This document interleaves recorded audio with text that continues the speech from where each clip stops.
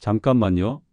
지금 이 방송을 그냥 넘기시려는 분이 있다면 저는 한 가지만 묻고 싶습니다. 만약 오늘 밤에 가족에게 전화가 온다면요? 지금 응급실입니다.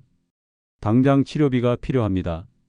그런데 통장에 돈은 충분히 있는데 그 돈을 꺼낼 수가 없다면 어떨까요? 더 무서운 건 그 상황이 아주 먼 이야기가 아니라는 겁니다.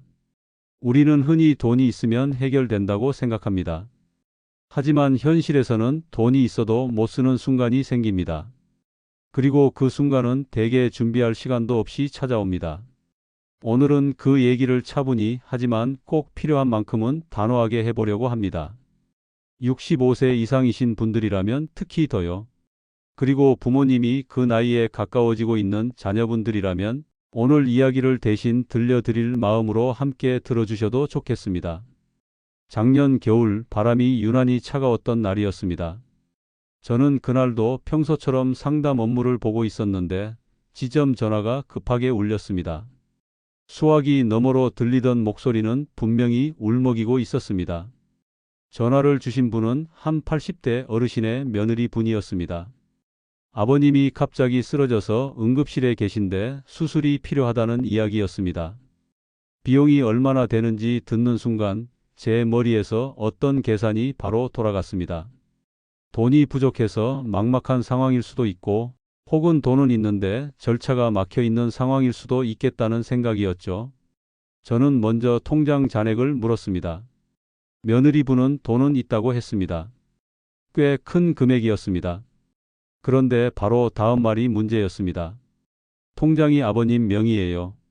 지금 의식이 없으세요? 그 말을 듣는 순간 저는 속으로 한숨이 나왔습니다. 돈은 있는데 꺼낼 수 없다는 뜻이었으니까요. 가족이 아무리 다급해도 본인 확인이 안 되면 은행에서 인출은 불가능합니다. 규정이 그렇습니다. 결국 그 가족은 어떻게 했을까요? 응급실은 기다려주지 않습니다. 그날 그들은 다른 방법을 찾아야 했고 급한 대출을 받아 비용을 마련했습니다. 통장 속 돈이 바로 옆에 있는데도 말입니다. 여러분은 이 이야기를 들으면서 어떤 생각이 드시나요? 우리 집은 괜찮겠지 하고 지나치실 수도 있습니다. 하지만 저는 아주 솔직히 말씀드리고 싶습니다. 괜찮지 않은 집이 훨씬 많습니다. 제가 현장에서 오래 일을 하면서 반복해서 본 장면이 바로 이거였거든요. 그리고 시니어들이 겪는 금융 문제는 신기하게도 늘 비슷한 세 가지로 모입니다. 첫째, 응급 상황에서 내 돈을 가족이 찾지 못하는 문제.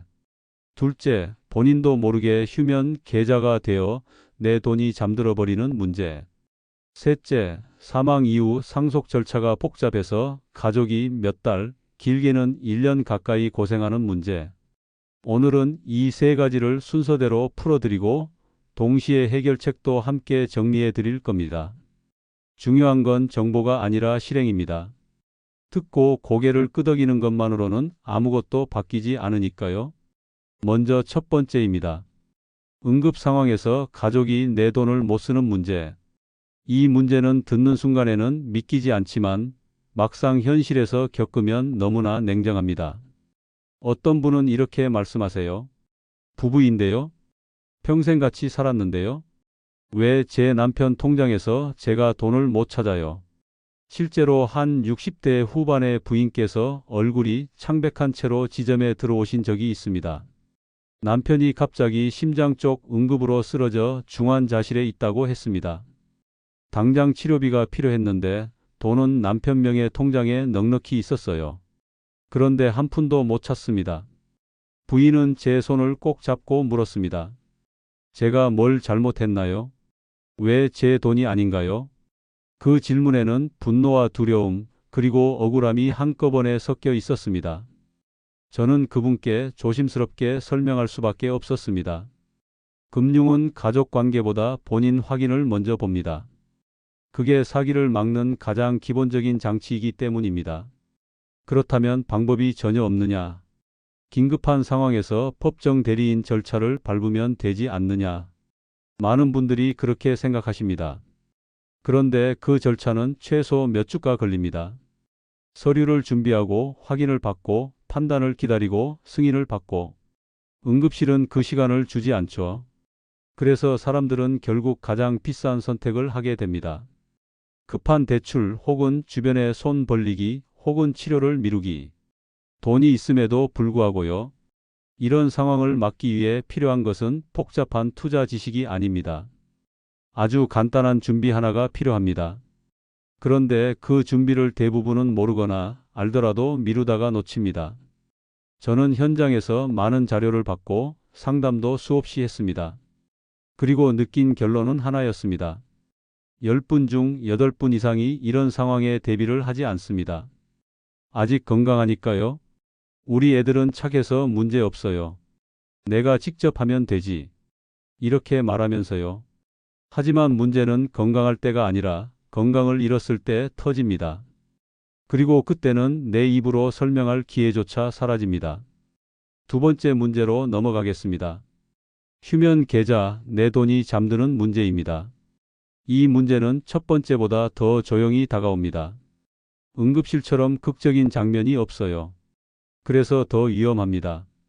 젊을 때는 은행을 옮기고 적금을 들고 우대금리를 찾아다니면서 계좌가 늘어납니다. 보험도 들고 증권 계좌도 만들고 연금도 가입합니다. 그때는 머릿속에 다 들어 있습니다. 그런데 시간이 지나면 어떨까요? 통장은 서랍 깊숙이 들어가고 비밀번호는 헷갈리고 스마트폰 앱은 자꾸 바뀝니다. 그러다 어느 날부터는 그 계좌가 어디였더라가 됩니다. 저에게 찾아오셨던 한 70대 후반 어르신이 떠오릅니다. 성격이 꼼꼼하신 분이었어요. 젊을 때부터 여러 은행에 나눠서 저축하셨고 스스로 분산이 안전하다고 믿으셨습니다. 그게 틀린 선택은 아니었습니다. 문제는 시간이 흐른 뒤 관리가 어려워진다는 겁니다. 그분과 함께 계좌를 정리해 보니 금융기관이 여러 곳이었고 그중 몇 개는 이미 휴면 상태였습니다. 금액도 적지 않았습니다. 그분은 잠깐 말을 잃고 이렇게 중얼거리셨습니다. 내가 내 돈을 내가 몰랐네. 휴면 계좌가 되면 창구에서 바로 해결되지 않는 경우가 생깁니다. 별도 기관을 통해 확인 절차를 밟아야 하고 본인 확인을 다시 해야 하고 경우에 따라 추가 서류도 필요합니다. 무엇보다 가장 안타까운 건 휴면 계좌가 있는지도 모르고 세상을 떠나는 분들이 많다는 사실입니다. 그러면 그 돈은 상속 절차 속으로 들어가고 가족은 더 복잡한 길을 걷게 됩니다. 이 조용한 문제 하나가 세 번째 문제와 연결되는 겁니다. 이제 세 번째 문제입니다. 사망 이후 상속 절차의 복잡함. 이건 정말 많은 가족을 지치게 합니다. 사람의 마음이 가장 약해져 있는 순간이 언제인가요? 가족을 떠나보낸 직후입니다. 슬픔이 가시지도 않았는데 서류를 준비해야 합니다. 은행을 돌고 기관을 돌고 도장을 찍고 동의를 받고 연락이 닿지 않는 가족을 찾아야 합니다. 한 80대 중반 어르신의 사례가 떠오릅니다. 자녀가 셋이었는데 아버지가 갑자기 돌아가신 뒤에 상속 절차를 진행하러 오셨습니다. 생전 아버지는 내가 없으면 너희가 알아서 나눠라라고 말하셨다고 합니다. 하지만 현실은 알아서가 되지 않습니다. 필요한 서류는 많고 상속인은 전원 동의를 해야 하는 경우가 많고 한 사람이라도 협조가 늦으면 절차는 멈춥니다. 그 집은 둘째가 해외에 계셨고 막내는 가족 간 감정이 좋지 않아 연락도 쉽지 않았습니다. 결국 절차는 여러 달을 넘겼고 그 사이 장례비와 정리 비용이 가족에게 부담이 됐습니다. 돈이 문제가 아니라 시간이 문제였습니다. 그리고 그 시간이 가족 관계를 무너뜨리기도 합니다. 아버지 돈 때문에 우리가 이렇게 싸우나라는 말이 나오기 시작하면 그때부터는 회복이 어렵습니다. 여기까지 들으셨다면 이런 질문이 떠오를 수 있습니다. 왜 이런 일이 계속 생기지? 저는 현장에서 그 이유를 세 가지로 정리합니다. 첫째, 정보를 모르기 때문입니다. 둘째, 준비 시기를 놓치기 때문입니다. 셋째, 가족에게 돈 이야기를 꺼내기 어렵기 때문입니다. 은행에는 이런 문제를 예방할 수 있는 제도들이 이미 존재합니다. 그런데 고객이 먼저 묻지 않으면 적극적으로 안내받기 어렵습니다. 모두가 나쁜 의도는 아닙니다. 다만 제도 안내는 시간이 걸리고 업무가 복잡해지고 은행 입장에서는 수익이 줄어드는 영역도 있습니다. 예를 들어 시니어 수수료 면제 같은 혜택은 한 분에게는 큰 돈이지만 은행 입장에서는 수익이 감소하는 요인이 되기도 합니다. 그래서 먼저 알려주지 않는 문화가 생깁니다. 또 하나는 대부분의 분들이 문제 발생 후에야 은행을 찾는다는 겁니다. 저는 상담을 하면서 이런 말을 참 많이 들었습니다. 그때 미리 해둘걸요. 진작 알았으면 좋았을 텐데요. 하지만 예방은 건강할 때만 가능합니다. 판단력이 흐려진 뒤에는 서류를 이해하기도 어렵고 절차를 진행하기도 어렵습니다. 마지막으로 가족에게 돈 이야기를 꺼내는 것이 불편하다는 이유로 미루게 됩니다. 그런데 아이러니하게도 돈 이야기를 미루면 결국 가족이 더 큰 돈과 더 큰 감정의 비용을 치르게 됩니다. 자, 여기서부터가 진짜 중요한 부분입니다. 해결책을 말씀드리겠습니다. 세 가지 문제는 모두 대비할 방법이 있습니다. 그리고 그 방법들은 생각보다 어렵지 않습니다. 다만 지금 해야 한다는 게 핵심입니다. 첫 번째 문제, 응급 상황 대비의 해결책은 금융대리인 제도입니다. 이름은 거창하지만 내용은 단순합니다. 미리 본인이 신뢰하는 가족을 금융대리인으로 등록해 두는 겁니다. 그러면 본인이 의식을 잃거나 거동이 불편해졌을 때 대리인이 대신 특정 금융 업무를 처리할 수 있습니다. 여기서 중요한 건 미리입니다. 문제가 터진 다음에는 등록이 거의 불가능하다고 생각하셔야 합니다. 준비가 필요한 서류는 대개 신분증, 인감, 그리고 대리인으로 지정할 가족의 신분증 사본 정도입니다. 은행마다 요구사항이 조금씩 다를 수는 있지만 큰 틀은 비슷합니다. 그리고 꼭 강조드리고 싶은 팁이 하나 있습니다. 대리인은 한 명만 두지 마세요. 2명 이상으로 하세요. 세상 일은 모릅니다. 지정한 분이 갑자기 연락이 안 되거나 그분도 함께 아프거나 멀리 있거나 혹은 관계가 틀어질 수도 있습니다. 대리인을 2 이상 지정해두면 그 위험이 크게 줄어듭니다. 어떤 분들은 우리 집은 애가 하나뿐이라서요 라고 말씀하시는데 그럴수록 더 고민해 보셔야 합니다. 자녀 한 명이 모든 부담을 떠안지 않도록 가능하다면 배우자나 다른 가족과 역할을 나누는 게 좋습니다. 이 제도는 가족이 내 돈을 함부로 쓰게 하는 장치가 아니라 내가 내 돈을 필요한 때 쓰게 하는 안전장치라고 이해하시면 됩니다.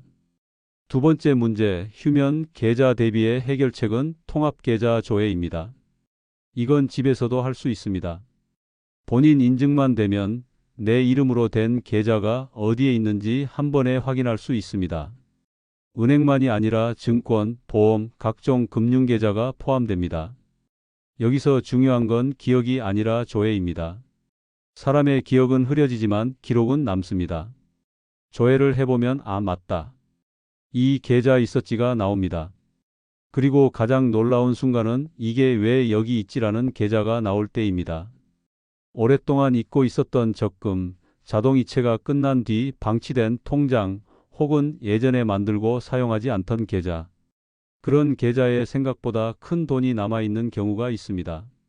조회 후 휴면 계좌가 확인되면 해당 금융기관에 연락해 활성화 절차를 밟을 수 있습니다.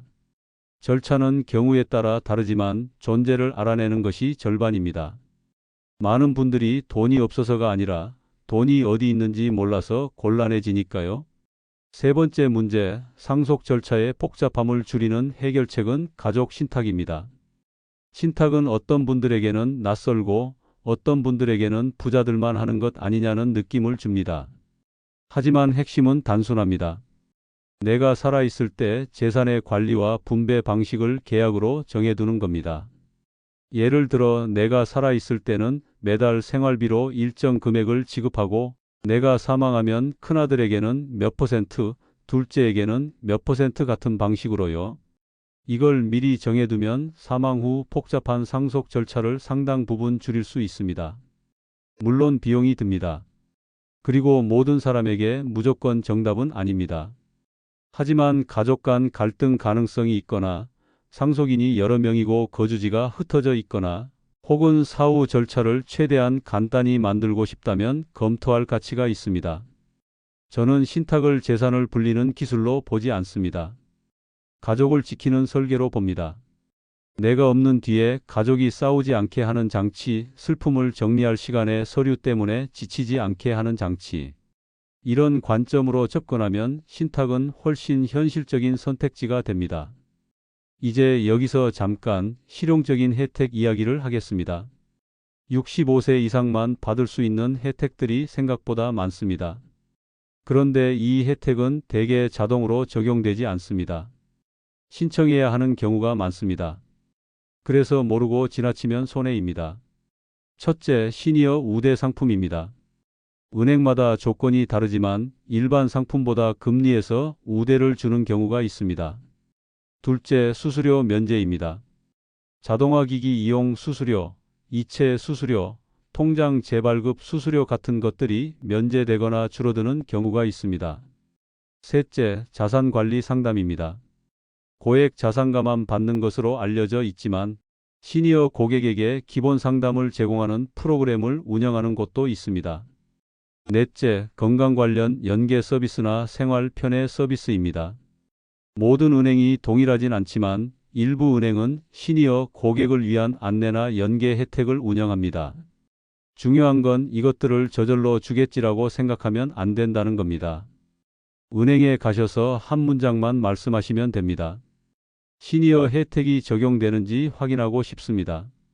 그 한 문장으로 수수료가 줄어들고 금리가 올라가고 서비스가 붙는 경우가 있습니다.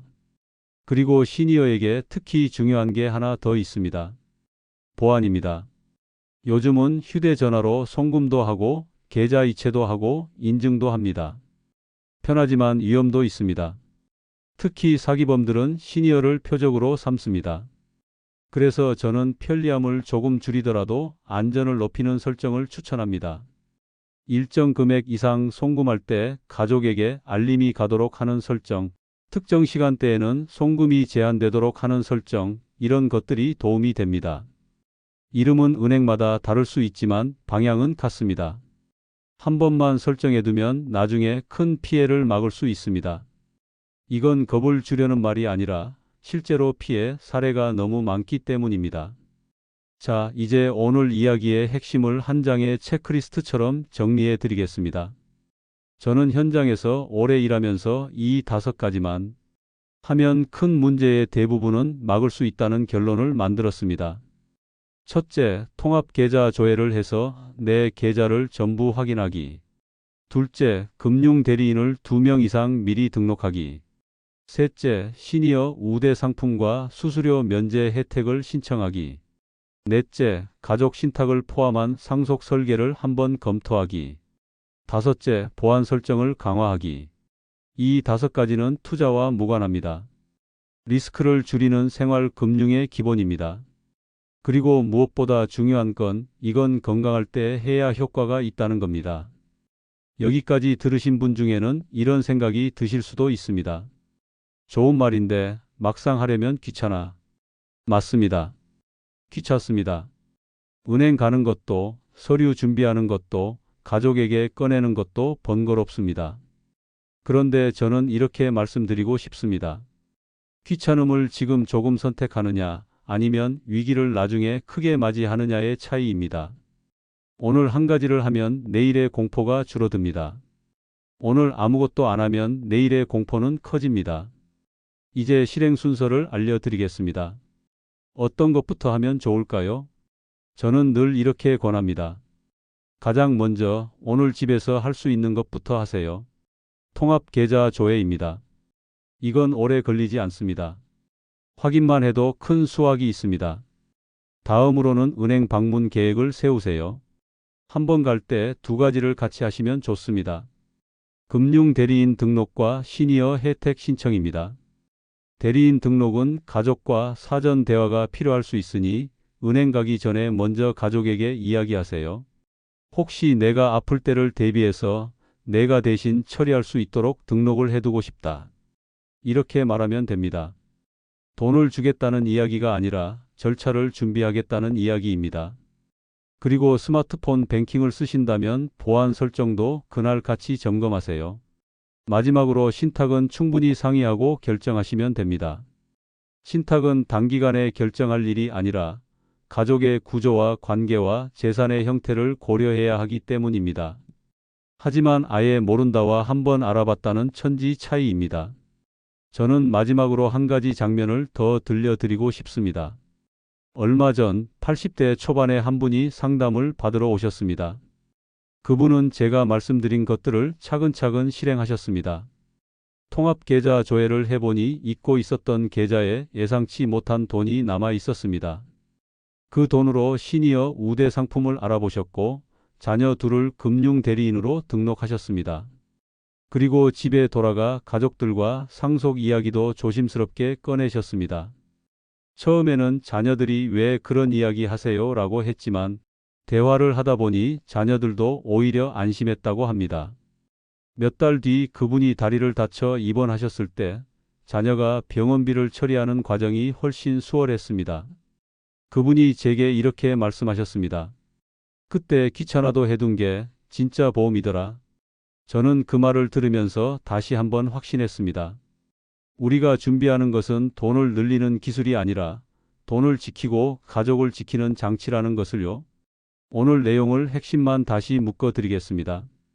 첫째, 응급 상황에서 가족이 내 돈을 못 쓰는 일을 막기 위해 금융대리인 등록을 준비하세요.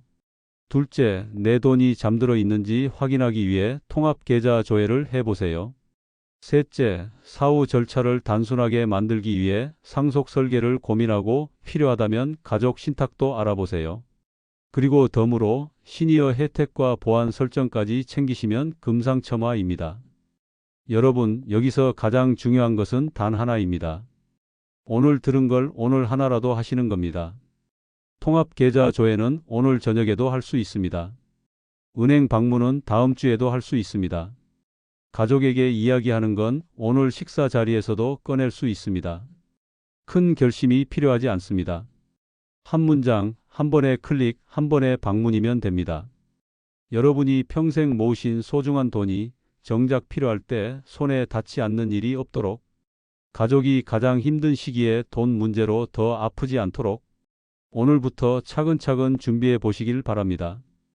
지금부터는 방금 정리해드린 5가지를 실제로 어떻게 진행하면 좋은지, 그리고 각 단계에서 어르신들이 가장 많이 실수하시는 지점이 무엇인지까지 좀 더 구체적으로 풀어드릴게요.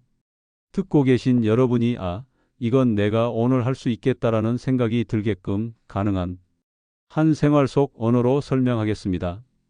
먼저 통합계좌 조회부터입니다. 많은 분들이 여기서부터 부담을 느끼세요. 나 앱 못 깔아. 인증이 어려워. 비밀번호가 생각이 안 나. 이런 이야기를 자주 듣습니다. 그런데 통합계좌 조회는 결국 2가지 중 하나입니다. 본인이 직접 하시거나 혹은 은행이나 가족의 도움을 받아 하시는 겁니다. 중요한 건 방법이 아니라 결과예요. 내 이름으로 된 계좌가 어디에 있는지 한 번이라도 확인하는 것. 그 한 번이 시작입니다. 만약 본인이 스마트폰을 어느 정도 쓰신다면 집에서 하실 수 있습니다. 준비물은 복잡하지 않습니다. 본인 명의의 휴대전화와 본인 인증수단이 있으면 됩니다. 여기서 제가 강조드리고 싶은 건 통합계좌 조회는 내가 돈을 옮기는 작업이 아니라 내 돈이 어디에 있는지 지도 펼쳐보는 작업이라는 점입니다. 돈이 빠져나갈 위험이 있는 행동이 아니라는 뜻이죠. 그래서 겁내실 필요가 없습니다. 조회를 하면 어떤 일이 벌어지느냐? 내가 기억하지 못했던 계좌가 뜹니다. 오래전에 만들었던 적금이 만기된 뒤에 자동으로 보통 예금으로 들어가 방치된 경우도 있고, 예전에 직장에서 만들었던 급여 통장이 그대로 남아있는 경우도 있습니다. 그리고 가장 흔한 건 소액이 여러 군데 흩어져 있는 상태입니다. 몇만 원, 몇십만 원이 여기저기 흩어져 있으면 평소에는 티가 안 나지만 막상 정리해 놓으면 돈의 흐름이 한눈에 잡힙니다. 이때 중요한 선택이 하나 있습니다. 모든 계좌를 다 없애야 하나요? 라고 물으시는데 저는 이렇게 권합니다. 없애는 것보다 먼저 정리부터 하시라고요. 주거래 은행을 하나 정하고 생활비 통장 하나, 비상금 통장 하나, 자동이체 통장 하나 정도로 단순화하는 것이 좋습니다. 계좌가 많으면 사기에도 취약해지고 휴면으로 빠질 가능성도 커지고 상속 절차도 복잡해집니다. 결국 내 마음도 복잡해집니다. 돈 관리는 복잡할수록 안전해 보이지만 시니어에게는 단순할수록 안전한 경우가 많습니다. 다음은 금융대리인 등록입니다. 이 부분은 특히 오해가 많습니다. 어떤 분들은 대리인을 등록하면 그 사람이 내 돈을 마음대로 가져갈 수 있는 거 아니냐고 걱정하십니다. 그래서 아예 하지 않으세요. 하지만 금융대리인 제도는 무제한 권한을 주는 것이 아니라 정해진 범위에서 금융 업무를 대신할 수 있도록 만드는 장치입니다. 은행마다 세부 범위는 다를 수 있지만 기본 취지는 같습니다. 응급 상황에서 가족이 최소한의 자금을 사용할 수 있게 해주는 것. 그러니 이 제도를 내 돈을 누구에게 맡기는 것으로 생각하지 마시고 내가 내 돈을 쓸 수 있게 안전핀을 꽂아두는 것으로 생각하셔야 합니다. 그리고 저는 여기서 반드시 한 가지를 더 말씀드립니다. 대리인을 정할 때 돈을 잘 버는 사람을 고르지 마시고 연락이 잘 되는 사람을 고르세요. 효도하는 사람을 고르지 마시고 절차를 끝까지 처리할 사람을 고르세요. 현실적인 기준이 필요합니다. 위급한 상황에서는 인성 검사보다 실행력이 중요합니다. 예를 들어 연락이 늦는 사람, 약속을 잘 미루는 사람, 서류 처리를 어려워하는 사람은 대리인 역할을 맡기 어려울 수 있습니다. 대신 평소에 꼼꼼하고 문자 확인이 빠르고 은행 업무를 겁내지 않는 가족이 적합합니다. 여기서 대리인을 2명 이상 지정하라고 제가 계속 말씀드리는 이유가 있습니다. 인간 관계는 변합니다. 지금 좋은 관계도 나중엔 달라질 수 있습니다. 또 한 명만 지정해두면 그 한 명에게 모든 부담이 몰립니다. 그 부담이 쌓이면 결국 갈등이 생깁니다. 그런데 2명 이상으로 나누면 한 사람이 혼자 다 끌어안지 않아도 됩니다. 그리고 혹시라도 한 명과 연락이 끊기거나 그분이 함께 아프게 되는 상황에서도 대비가 됩니다. 은행에 가실 때 어떤 말을 해야 할지 모른다고 하시는 분들도 계십니다. 문장을 길게 준비하실 필요 없습니다. 금융대리인 등록 상담 받고 싶습니다. 이 한 문장으로 시작하시면 됩니다. 그리고 은행 직원이 설명을 하면 그 자리에서 꼭 확인하셔야 할 질문이 있습니다. 대리인이 할 수 있는 범위가 어디까지인가요? 제가 의식이 없을 때만 가능한가요? 아니면 거동이 불편할 때도 가능한가요? 해제는 어떻게 하나요? 이 세 가지 질문만 해도 큰 도움이 됩니다. 다음으로 시니어 혜택입니다. 시니어 혜택은 많은 분들이 나이만 되면 자동 적용되는 거 아니냐고 착각합니다. 그런데 실제로는 그렇지 않은 경우가 많습니다. 어떤 은행은 자동 적용이 되기도 하지만 어떤 곳은 신청이 필요합니다. 또 어떤 혜택은 계좌 종류를 바꿔야 합니다. 그래서 은행에 갈 때 꼭 같이 말씀하셔야 합니다. 시니어 혜택이 있는지 확인해서 적용해 주세요. 수수료 면제는 특히 체감이 큽니다. 자동화기기 수수료, 이체 수수료는 한 번 한 번은 작아 보여도 쌓이면 무시 못합니다. 그리고 무엇보다 수수료는 몰라서 내는 돈이기 때문에 더 아깝습니다. 내가 실수해서 잃는 돈보다 정보 부족으로 새는 돈이 더 속상하거든요. 시니어 우대 상품도 마찬가지입니다. 어떤 분들은 금리가 조금 높다고 해서 덥석 가입하시는데 여기서 주의하실 점이 있습니다. 우대 조건이 붙는 경우가 많습니다. 자동 이체를 해야 한다든지 급여 이체를 해야 한다든지 카드 사용 실적이 있어야 한다든지. 그러니 상품을 보실 때는 금리 숫자만 보지 마시고 내가 그 조건을 실제로 할 수 있는지를 먼저 보셔야 합니다. 조건을 못 맞추면 우대가 사라지고 결국 일반 금리로 돌아갑니다. 그럼 기대했던 것보다 효과가 줄어들죠. 그래서 저는 항상 이렇게 정리해 드립니다. 조건 없는 우대가 최고, 조건 있는 우대는 계산 후에. 이 원칙만 기억하셔도 큰 실수는 줄어듭니다. 이제 보안 설정 이야기로 넘어가겠습니다. 이 부분은 시니어에게는 정말 필수라고 봅니다. 요즘 사기는 기술보다 심리로 들어옵니다. 겁을 주고 급하게 만들고 생각할 시간을 빼앗습니다. 그래서 보안 설정의 핵심은 시간을 벌어주는 장치입니다. 일정 금액 이상 송금할 때 추가 확인이 뜨게 한다든지, 가족에게 알림이 가게 한다든지, 특정 시간대에 이체가 제한되게 한다든지. 이 장치들은 사기를 완벽히 막아주지는 못해도 적어도 잠깐 멈추게는 만들어줍니다. 사기는 그 잠깐을 가장 싫어합니다. 잠깐 멈추면 피해가 줄어듭니다.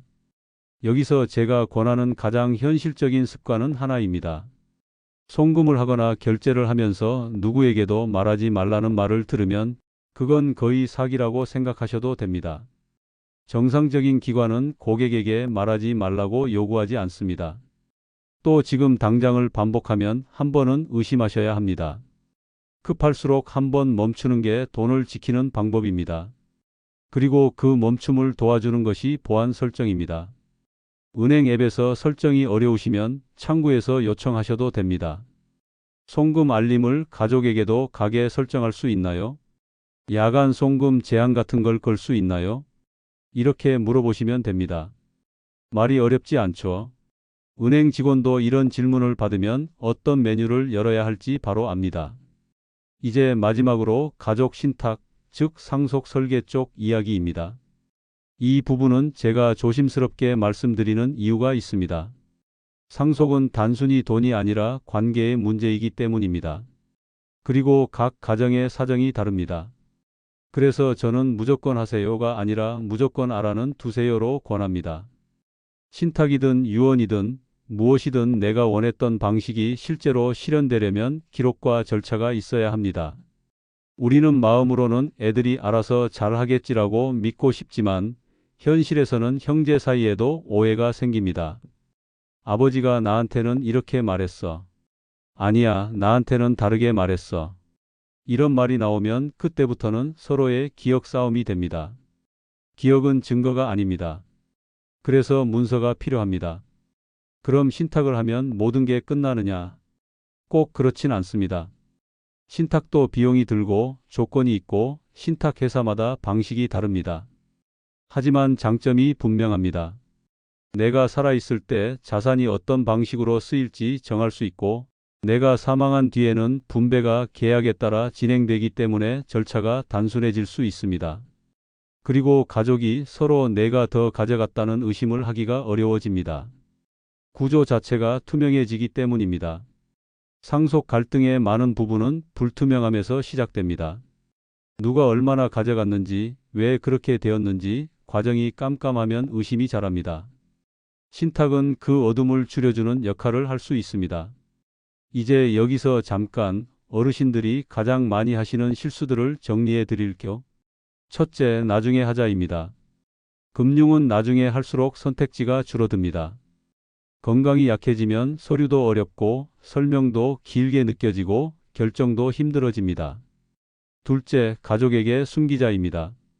숨기는 마음이 이해는 되지만 결과는 가족에게 더 큰 부담이 됩니다.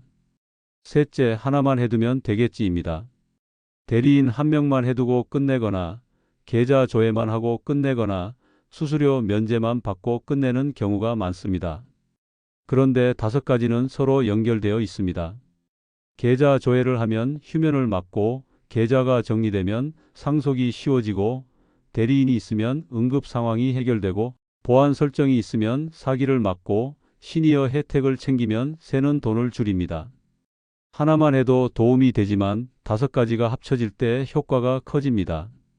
여기서 또 하나 어르신들이 자주 하시는 질문이 있습니다. 배우 자랑은 어떻게 해야 하나요? 이 질문은 아주 중요합니다. 부부는 서로를 가장 믿지만 금융은 믿음만으로는 해결되지 않습니다. 저는 부부에게 이렇게 권합니다. 서로의 계좌 비밀번호를 공유하라는 말이 아닙니다. 그건 보안상 위험할 수 있습니다. 대신 서로의 금융 구조를 지도처럼 공유하라는 겁니다. 어디 은행을 주거래로 쓰고 있는지, 어떤 계좌에 생활비가 들어오고, 어떤 계좌가 비상금인지, 어떤 보험이 있는지, 어떤 자동이체가 걸려 있는지. 이건 비밀번호가 아니라 설명서입니다. 설명서가 있으면 문제가 생겼을 때 가족이 길을 잃지 않습니다.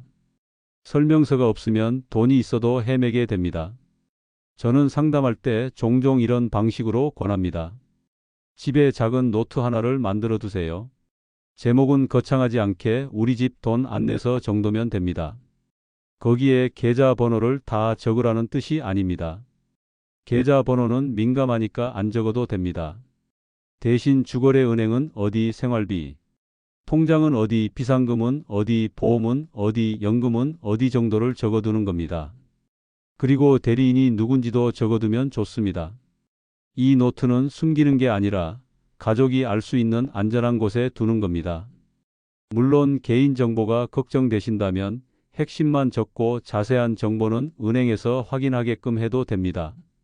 중요한 건 길 안내가 존재해야 한다는 겁니다. 이제 실행 순서를 다시 한 번 더 현실적으로 정리해 드리겠습니다. 오늘 할 수 있는 것, 이번 주에 할 것, 이번 달에 할 것을 나누면 훨씬 쉬워집니다. 오늘은 통합 계좌 조회를 하거나 최소한 조회 방법을 가족에게 물어보세요. 나 이거 한번 해보고 싶은데 같이 해줄래? 이렇게요. 이번 주에는 주거래 은행에 방문할 날짜를 정하세요. 그냥 마음속으로 가야지가 아니라 달력에 표시를 하셔야 합니다. 이번 달에는 금융대리인 등록과 시니어 혜택 신청을 함께 진행하세요. 그리고 보안 설정을 점검하세요. 신탁은 그 이후에 가족들과 충분히 대화하면서 천천히 검토하시면 됩니다. 여기서 제가 드리고 싶은 조언이 하나 더 있습니다. 은행을 갈 때 혼자 가지 마시고 가능하면 가족 한 명과 함께 가세요. 특히 대리인 등록을 하려면 대리인이 동행해야 하는 경우도 있습니다. 그리고 무엇보다 은행에서 설명을 들을 때 혼자 들으면 긴장해서 놓치는 내용이 생깁니다. 둘이 들으면 기억도 더 잘 남고 질문도 더 나오고 결정도 더 신중해집니다. 내가 민폐 끼치는 것 같아서 혼자 가려고 했다는 분들이 많은데 그건 민폐가 아닙니다. 그건 가족이 해야 할 역할을 나누는 겁니다. 오히려 혼자서 다 떠안으면 가족이 나중에 더 큰 비용을 치르게 됩니다. 자, 이제 마지막으로 오늘 방송을 마무리하면서 아주 구체적인 행동 하나만 제안 드리겠습니다. 오늘 밤 잠자리에 들기 전에 가족에게 한 문장만 말해보세요. 혹시 내가 아플 때를 대비해서 은행 대리인 등록을 해두려고 해. 이 한 문장은 죽을 준비가 아닙니다. 살아가기 위한 준비입니다. 그리고 가족에게는 부담이 아니라 오히려 안심이 될 가능성이 큽니다. 우리 부모님이 이렇게 준비를 해두시면 우리가 당황하지 않겠구나. 이렇게 생각할 수 있으니까요. 그리고 오늘 방송을 들으신 분들께 부탁을 하나 드리고 싶습니다. 이 내용을 혼자만 알고 끝내지 마시고 가까운 어르신 한 분에게만이라도 알려주세요. 돈이 있어도 응급 상황엔 못 찾을 수 있대. 계좌가 휴면이 될 수 있대. 상속 절차가 오래 걸릴 수 있대. 그리고 미리 대리인 등록이랑 계좌 조회를 해두면 좋대. 이 정도만 전달하셔도 누군가의 미래가 달라질 수 있습니다.